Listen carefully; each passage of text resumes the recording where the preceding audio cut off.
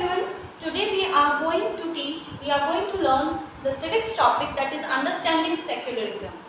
We have heard this term very many times in our newspaper or during the news. When we are listening to news, the word secularism very often when there is some riots and all that. What does secularism means? If you are getting confused that when we have heard this term, in Hindi we are saying secularism as dharmnirpekshta. Yes. Now you are clear what when you have heard this term. Yes, I am talking about the dharmnirpekshta. Indian constitution follows the concept of secularism. Yes, secularism is we are free to practice any kind of religion. There is no force by the government to follow a particular religion or to practice a particular religion. When we are following, obviously we are having some religion, we are following our religion, our tradition, our customs. Is the government forcing us to change our religion? No, our government is not forcing us to change our religion. Is there any kind of biasness among the religions? The particular religion is getting preference and particular religion is not getting any kind of preference? No, in India there is no thing like this. So, the basic thing in secularism is we are free to practice our religion. Now, if we are coming to the define secularism. Secularism is freedom to follow, preach and practice any religion. We are observing this thing in our daily life. If we are Hindu, we are free to follow our religion. We are free to follow the Hinduism. If we are Muslims, we are following our religion. If we are Christians, we are following Christianity. If we are Sikh, we are following Sikhism. No government, no central government, no state government is forcing us to follow a particular religion. We are free to follow our religion. What does this mean? Why secularism is needed? Just think about this.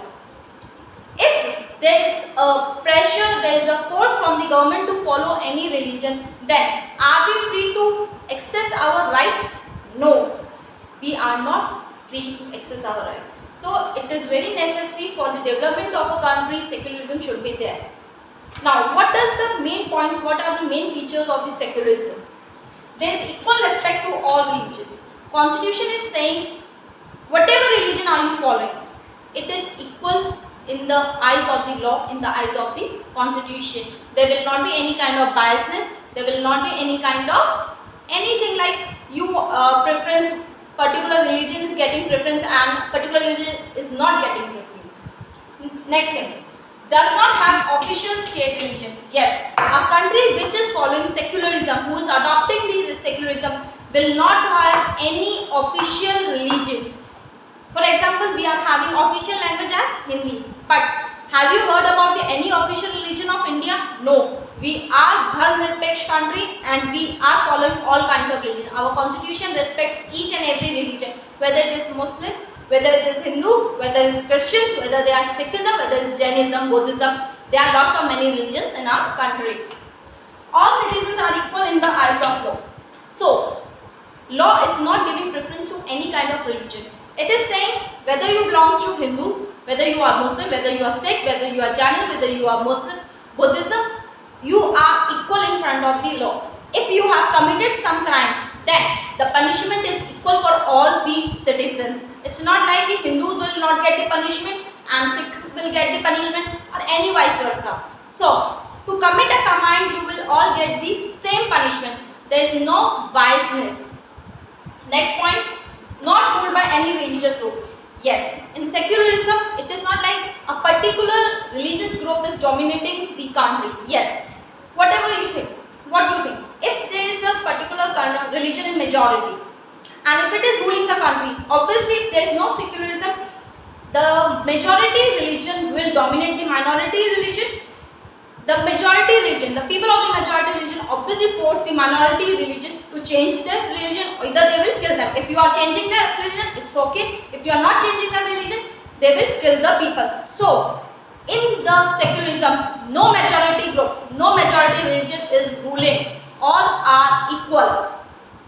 Government establishments will not promote any religion.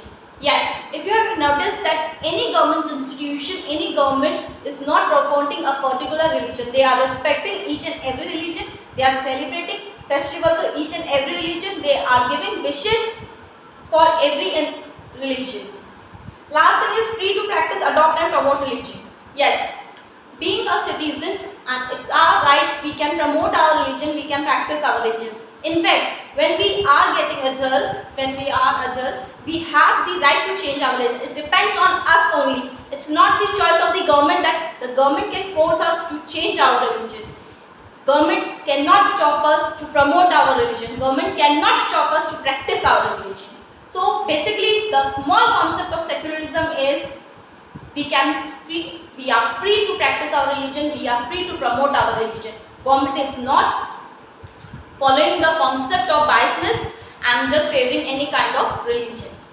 So students, it's the concept of secularism. I'm ending it, and in our next session we will go for the next topic. Thank you.